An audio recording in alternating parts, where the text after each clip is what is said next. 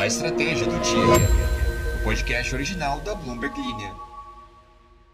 Oi, eu espero que você tenha notado que o som tá diferente dessa vez, eu espero que esteja melhor. Eu fiz alguns ajustes técnicos aqui nos hardwares do podcast, na verdade eu só coloquei o microfone mais perto do rosto.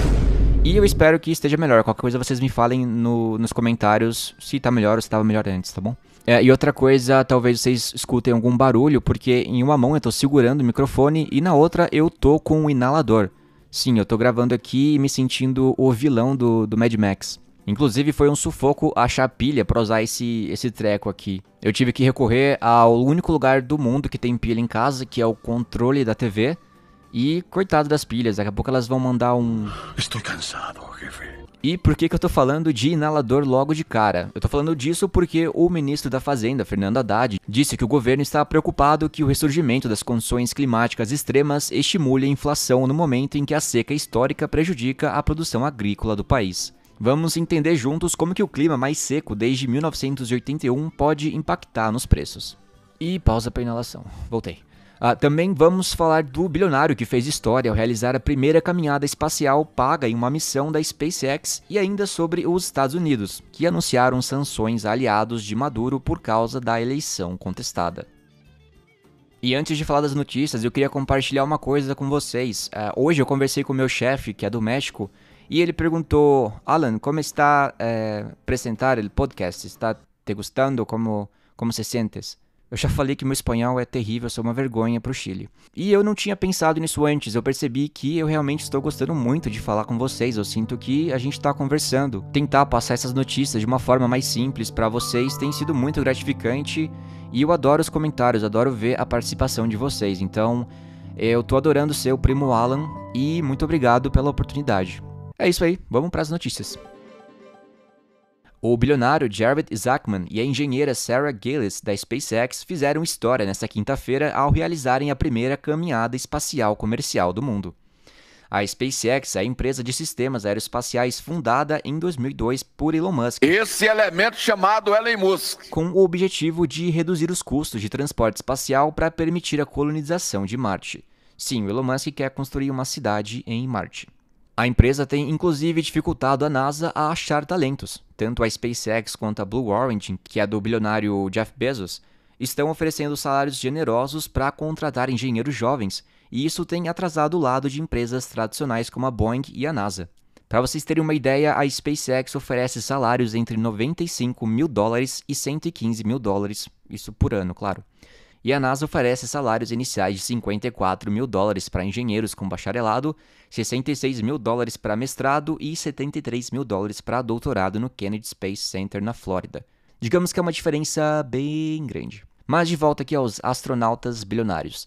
Os dois tripulantes saíram da nave Crew Dragon em turnos. Isaacman, de 41 anos, que forneceu fundos para o desenvolvimento da missão, mas se recusou a dizer com quanto contribuiu, saiu primeiro ao espaço. Depois foi a vez de Gillis, que tem 30 anos. Enquanto estavam fora do veículo, eles realizaram uma série de movimentos para testar a mobilidade de seus trajes que foram projetados pela empresa liderada por Elon Musk. Esse elemento chamado Elon Musk. O bilionário tem uma empresa de pagamentos e a outra de fornecimento na indústria aérea. Sua fortuna é estimada em $1,9 bilhão pela Forbes. Ô Alan, tô aqui no ônibus indo pro trabalho, por que eu vou querer ouvir de bilionários brincando de Buzz Lightyear? Vamos lá, a caminhada espacial serviu como principal evento da missão na órbita da Terra. O voo tem o objetivo principal de testar os trajes espaciais da SpaceX no vácuo do espaço.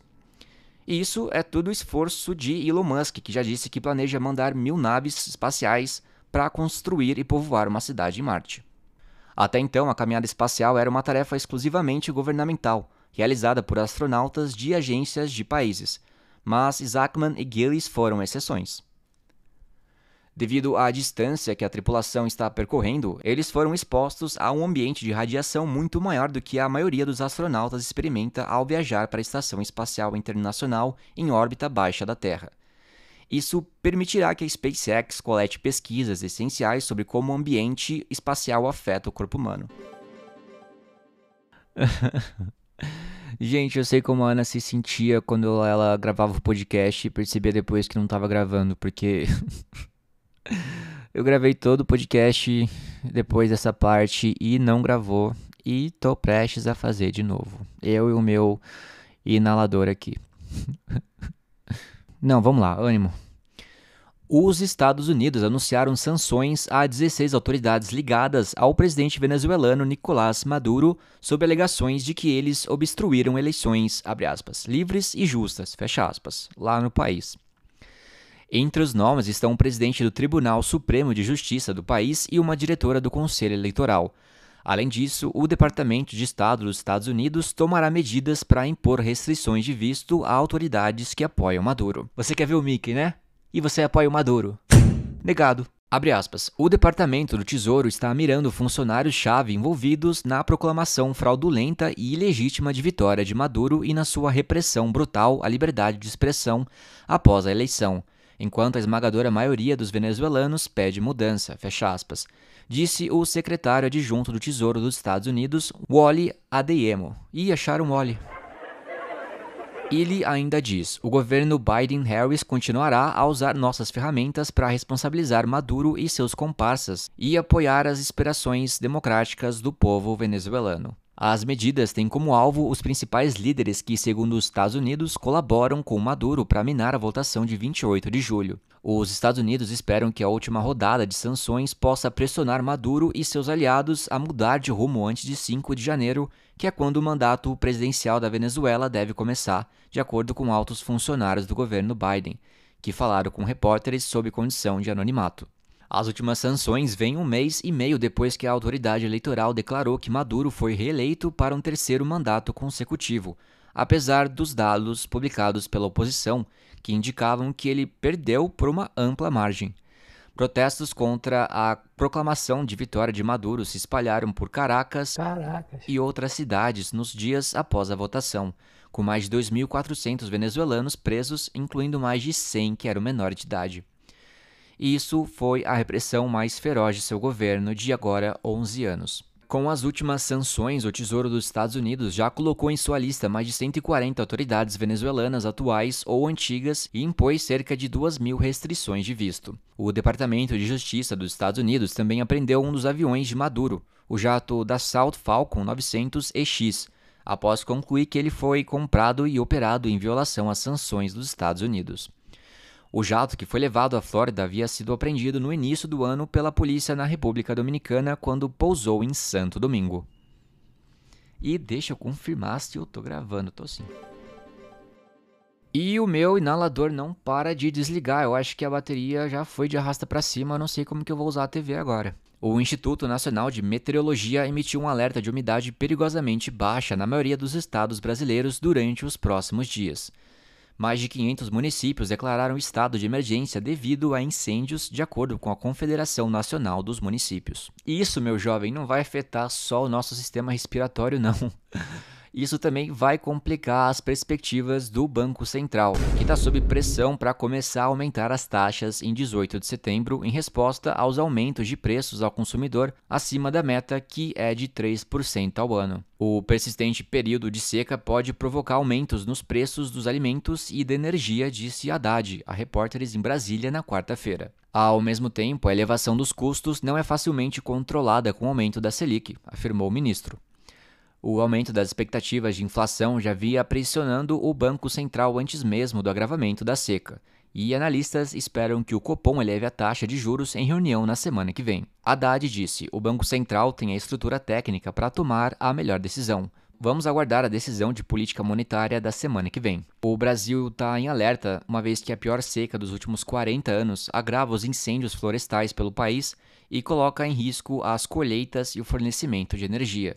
De maio a agosto, algumas áreas agrícolas importantes enfrentaram o clima mais seco desde 1981, de acordo com o Centro de Monitoramento de Desastres Naturais, o famoso CEMADEM.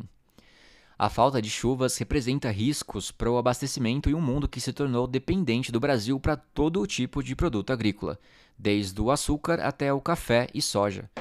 E se vocês lembram, na semana passada, na retrasada, a gente estava conversando sobre como os países buscam alternativas já para o café brasileiro, já que o período de seca está impactando na nossa oferta de café.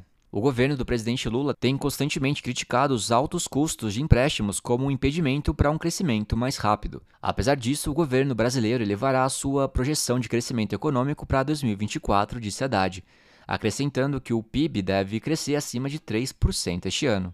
Os analistas consultados pelo Banco Central esperam que os formuladores de políticas elevem a Selic de referência para 11,25% ao ano em dezembro, de seu nível atual de 10,5%. E vamos lá ler os comentários de novo porque eu já tinha lido e não gravou. A gente falou no último episódio sobre PlayStation 5 Pro e eu perguntei o que vocês jogam e onde vocês jogam, se vocês jogam, claro. E Paulo Kunze diz, jogo em tudo, inclusive tinha um PlayStation 5 e vendi pra pegar o 4, putz, até o momento quem tem jogo é o Switch. Realmente parece que o Switch tá na frente em questão de jogos exclusivos, né? Samuquinha diz, depois que comecei a estudar e trabalhar, zero ânimo pra jogo, só consigo dormir nas horas vagas. Samuquinha, você pode mudar seu nick pra Samuca agora, porque você acabou de perceber o que é a vida adulta. Dani Slow diz, o último console que eu tive foi o PlayStation 2 quando criança, estou juntando dinheiro agora mesmo para comprar meu Nintendo Switch, é o meu sonho. Espero que você consiga realizar o seu sonho de ter um Nintendo Switch. Quando você conseguir, avisa a gente, vamos jogar junto um dia. Daniel Rezende diz, jogos de celular eu tenho jogado mais, tipo Clash of Clans e Wild Drift do LoL, por exemplo. Eu tentei jogar o Wild Drift quando saiu e eu achei muito difícil, sem contar que o meu dedo... O dedão dói muito quando eu jogo no celular, eu não consigo jogar no celular. Eu não sei se isso acontece com vocês também, mas talvez eu deva ir no médico, não sei. Aline Batista diz, amo joguinhos de celular, jogo vários, tipo Uno e Plants vs Zombies. Nossa, Plants vs Zombies é muito legal, eu lembro quando saiu, eu fiquei dias jogando, porque é muito viciante. O barulhinho, né, das plantas atingindo os zumbis é muito satisfatório. Mário Henrique diz, Team Switch, é isso aí. Team Switch. Se o sistema de ID do Switch não fosse tão confuso, se fosse simples, eu saberia e passaria pra vocês, pra gente jogar junto, mas se eu não me engano é aquele sistema de números, né? Eu não faço ideia qual que é o meu ID, infelizmente. Fabrício Luiz diz, faz tempo que não jogo nada, mas quando o GTA 6 sair, eu vou comprar um Xbox Series X. E isso eu acredito que vai ser o movimento, né? Muitas pessoas vão correr para os consoles para jogar o GTA 6, que com certeza vai ser o maior título aí dos próximos anos, eu imagino. Simões Kai diz, nossa, sim, sempre achei o volume muito baixo, incomoda demais. Eu espero muito que tenha melhorado, por favor me digam se melhorou ou não. Se não melhorou, vai ser um papelão da minha parte, porque eu tô quase certo de que foi melhor a minha estratégia aqui audiovisual de colocar o microfone mais perto do rosto. Guilherme Mendes Pimenta diz, jogar PlayStation é um problema real na vida. A combinação PS5 Pro e GTA 6 vai doer no bolso de todo mundo.